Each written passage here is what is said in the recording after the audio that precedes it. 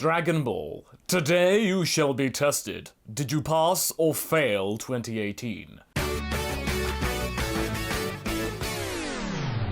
Hey guys, MasakoX here. No matter which way you wish to look at it, Dragon Ball in 2018 has been a monumental year for many different reasons. It's not just been big for the franchise, it's also been pretty big for this channel. This year caps off the 6th consecutive year of constant Dragon Ball content. Ever since Battle of Gods came out in 2013, the resurgence of Dragon Ball has been going strong and it shows no sign of stopping.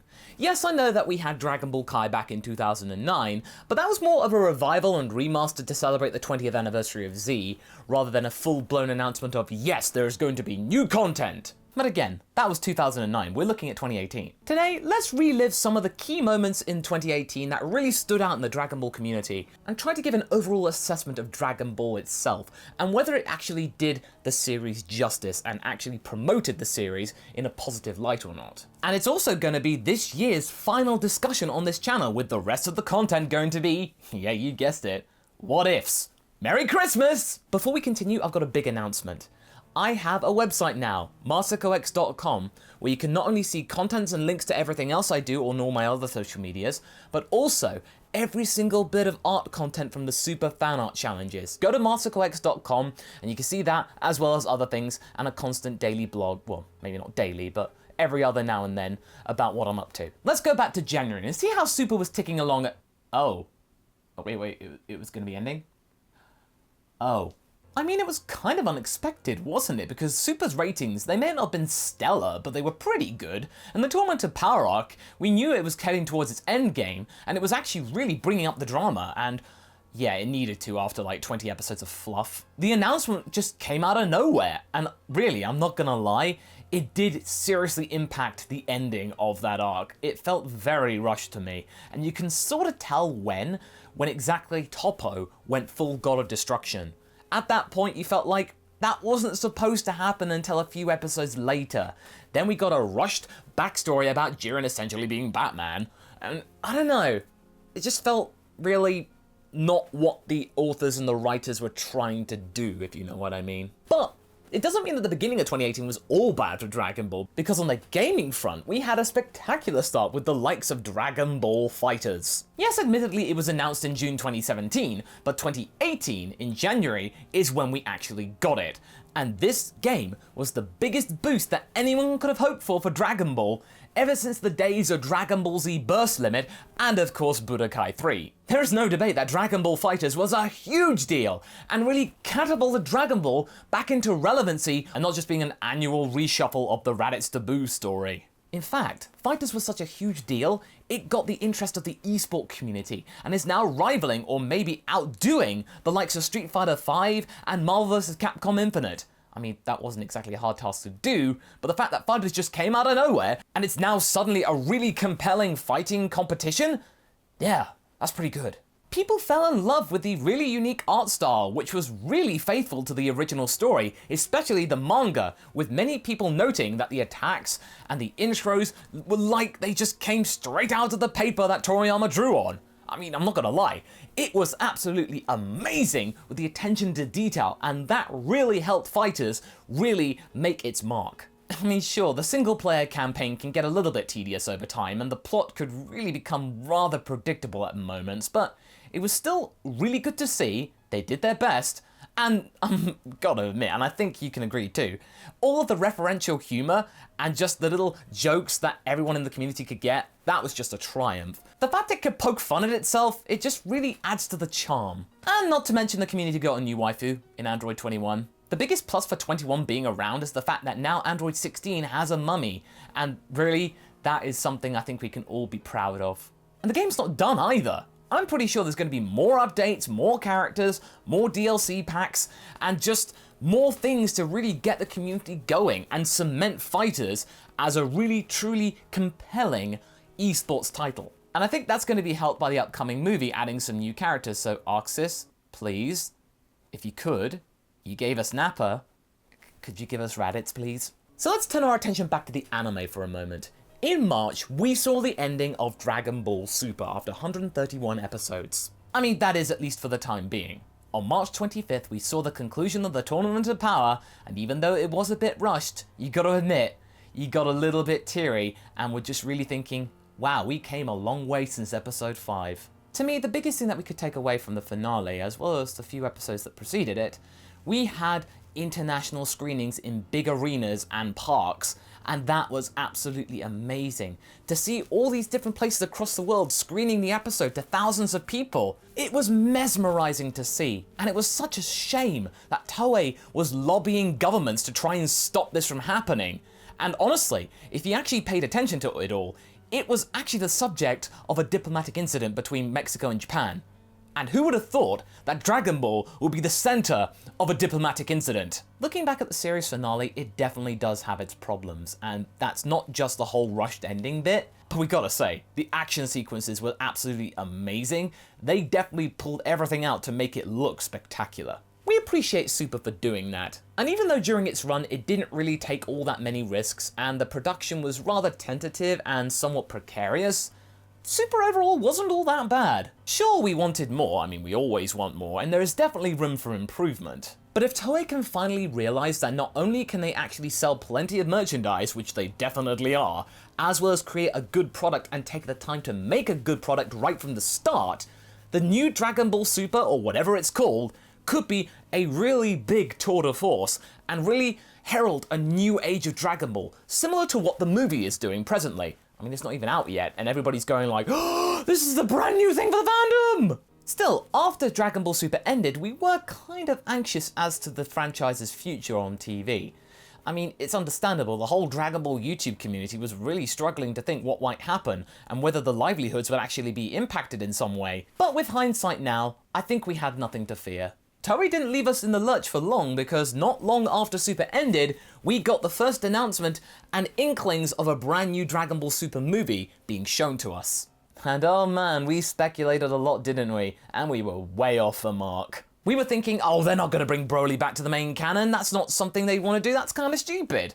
We were all thinking it was going to be Yamoshi, the original Super Saiyan God, that would come back to fight Goku, and it'd be somewhat casual. But no.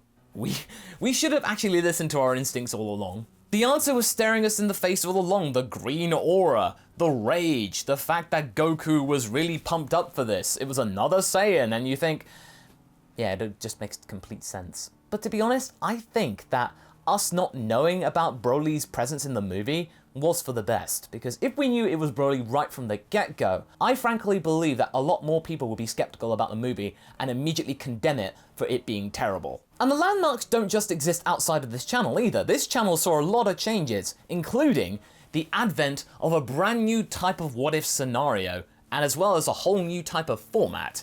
Yeah. On May the 22nd, we released the first part of the first episode of Dragon Ball R&R, an undertaking which had taken months to perfect and actually produce. It's such a fantastic product that a lot of talented people helped bring to life, as well as so many generous contributors and producers.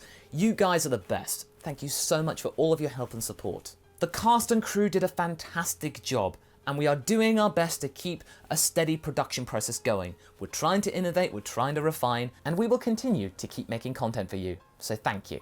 Forgive me for actually talking about something that is just on this channel, but honestly, R&R is just one example of the fandom's creativity, and it really should be heralded. Getting this project off the ground was a monumental undertaking, and I've just got to say, to everyone on Patreon, thank you for your help.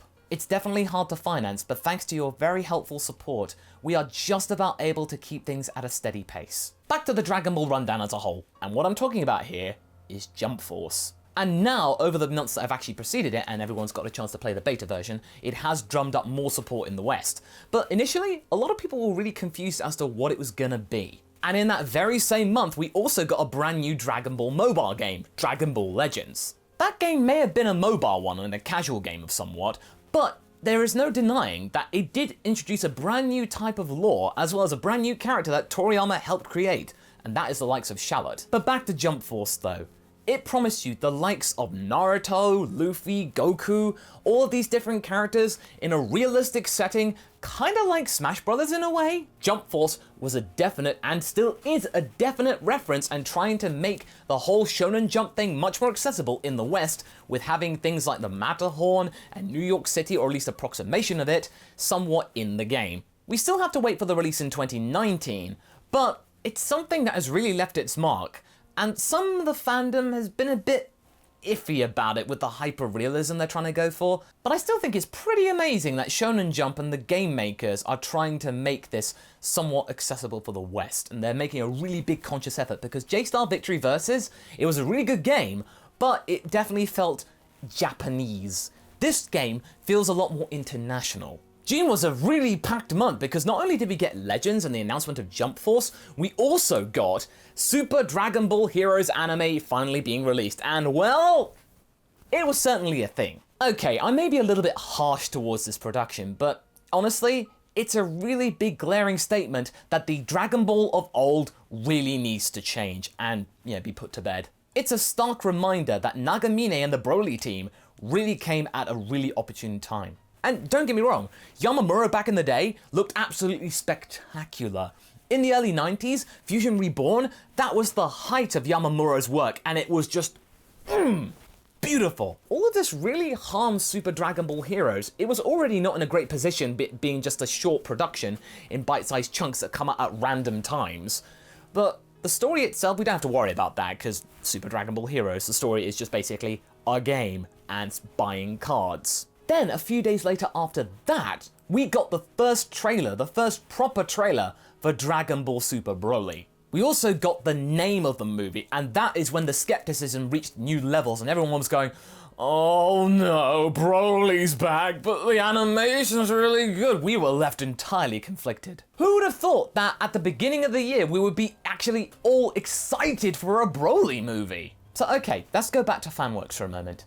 In September, we saw the release of episode 60 of Dragon Ball Z Abridged. I actually remember being at San Japan when we actually premiered the first part of 60 and seeing everybody's reaction to it, and it just blew my mind. That was probably the most touching moment I've ever had with a fandom, and it was just, I was so nervous for that moment, and the scream, I practiced and practiced. I failed when we went to record it in Dallas, but I managed to get it right.